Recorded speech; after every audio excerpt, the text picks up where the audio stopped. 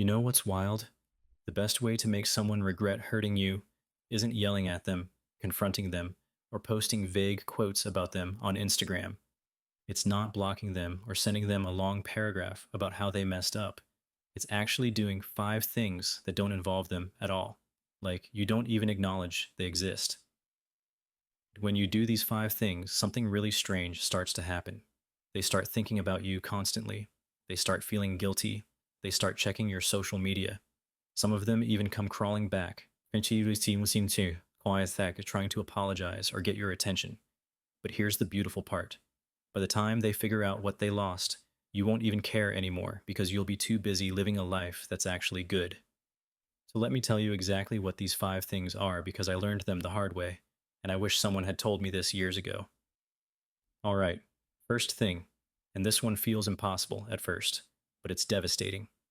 When you see them, you treat them exactly like a stranger. Not a stranger you hate, just a regular stranger you pass on the street. If you run into them, you give a small nod, maybe a quick hey if you absolutely have to. Then you keep walking. No long conversation, no asking how they've been, no catching up. You're polite, but you're ice cold, like you're talking to the person who bags your groceries. Friendly enough, but completely impersonal. And this breaks their brain into a million pieces, because when people hurt you, they expect one of 2 reactions. Either you're going to be angry, and they'll know they still get under your skin, or you're going to be sad, and they'll know they still matter to you.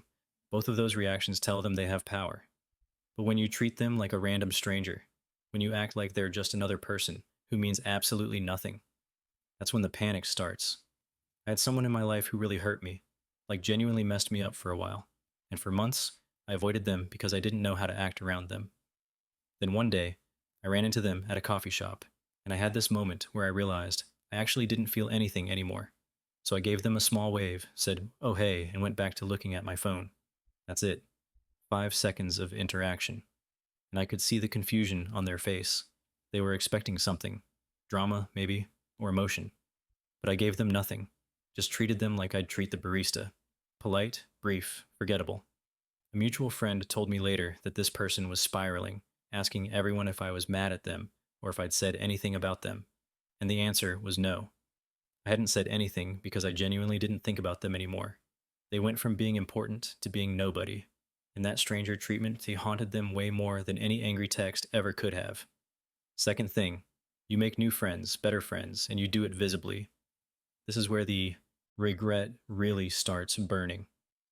While they're gone, you go out and find people who actually treat you right. People who make you laugh. People who show up for you. People who would never do what they did. And you start posting pictures with these new friends, going to new places, doing fun stuff, living life like you are genuinely happy, not fake happy, real happy, the kind of happy that shows in your eyes in photos. And this destroys them, because they're going to see it. Trust me, they're checking your social media. And when they see you surrounded by new people, having the time of your life, their brain starts screaming questions. Who are these people? Why does everyone look so happy? Did I get replaced that fast? Am I that easy to forget? I did this after a friendship ended badly. I joined a book club, started hanging out with coworkers outside of work, made plans with people I'd been meaning to get closer to, and I posted about it. Not in a look how happy I am without you way, just normal posting. But I was genuinely having fun. And this person who hurt me, they started liking old posts of mine, watching all my stories, commenting on random stuff, trying to remind me they existed, because they saw me thriving with people who actually appreciated me, and it hit them that they could have been part of this. They could have been one of the people in those photos, laughing and having a good time, but they chose to hurt me instead. And now they're on the outside looking in while I'm surrounded by people who actually care. That jealousy mixed with regret is brutal. Every new photo you post is a reminder of what they lost, and your happiness without them is proof that they were the problem, not you. Third thing, no matter what they do, you don't react. They post something clearly aimed at you. You don't respond. They try to make you jealous. You don't even blink. They talk about you to mutual friends. You shrug and move on. They could be dating someone new, posting sad quotes, doing whatever they want, and you act like you didn't even notice. This is torture for them. What? Yeah, it sounds weird, but people who hurt others secretly want to stay important in your life. They want to know they can still affect you. They want to see you react, get upset, feel something because of them. When you give them nothing, when you're completely unbothered, when everything they do just bounces off you like rain off an umbrella, they spiral. I watched someone I used to care about do everything possible to get my attention after we stopped talking. They posted old photos of us, then deleted them. They made vague posts about loyalty and betrayal. They started dating someone who looked weirdly similar to me, and I just kept living my life. Didn't like anything, didn't comment, didn't ask mutual friends about it. I was genuinely unbothered. And apparently they noticed because they eventually sent me a message asking if I saw their posts. And I was like, what posts? I hadn't even been paying attention. That's when it hit them. They had zero control over me anymore. They couldn't make me happy, couldn't make me sad, couldn't make me angry. They simply couldn't make me feel anything. And that realization that they're powerless, that breaks something inside them. While they're busy trying every trick to get a reaction, you're busy living a drama-free life. And that peace, that's your revenge. Fourth thing, and this seems backwards, but it's secretly the most powerful. When people ask about what happened, you don't trash talk them. You don't call them names. You don't tell everyone how terrible they are. You don't post about them. You just say something like, it didn't work out, or I'm focused on other things now, and you leave it at that. Short, calm, classy. This confuses everyone, especially the person who hurt you, because they expected you to be angry. They expected you to tell everyone how awful they are. They may even be prepared to defend themselves or play victim. But you don't give them anything to work with. You stay quiet. And that silence is more powerful than any insult. I had someone completely screw me over, and people kept asking me what happened. And I just said, we're not close anymore, and changed the subject. Didn't elaborate, didn't vent, didn't make it a thing. And word got back to this person that I wasn't saying anything bad about them, that I just moved on. And apparently that hit them harder than if I'd called them every name in the book. Because when you stay quiet and classy, it makes them look at themselves. They can't blame you for being dramatic. They can't say you're spreading lies. They're just sitting there alone with their guilt and no drama to distract from it. And they start thinking, even after I hurt them, they didn't try to hurt me back. What kind of person did I lose? Your maturity makes them feel worse because it shows them you were always the better person.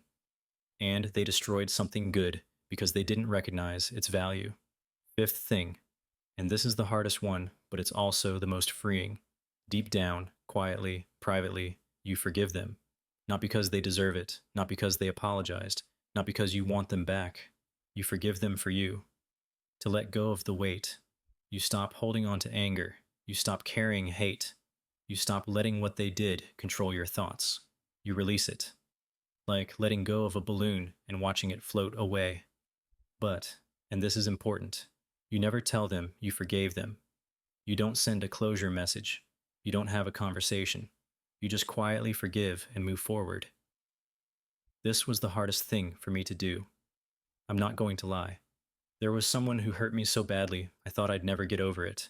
And I held on to that anger for way too long because it felt like if I let go, I was letting them win. But one day, I realized the anger was only hurting me. They weren't sitting around feeling guilty. They'd moved on. I was the only one still carrying this. So I made a choice. I forgave them in my head. Didn't tell them. Didn't announce it. Just let it go. And the weight that lifted off me was unreal. I stopped waking up angry. Stopped thinking about revenge. Stopped checking if they were doing okay or doing badly. I just didn't care anymore. And that's when I became actually free. Not pretend free, actually free.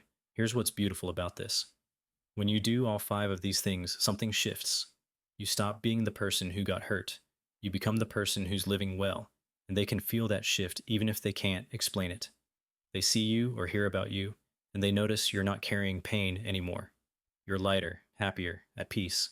And this terrifies them more than anything, because it means you fully moved on, not halfway, not almost, completely.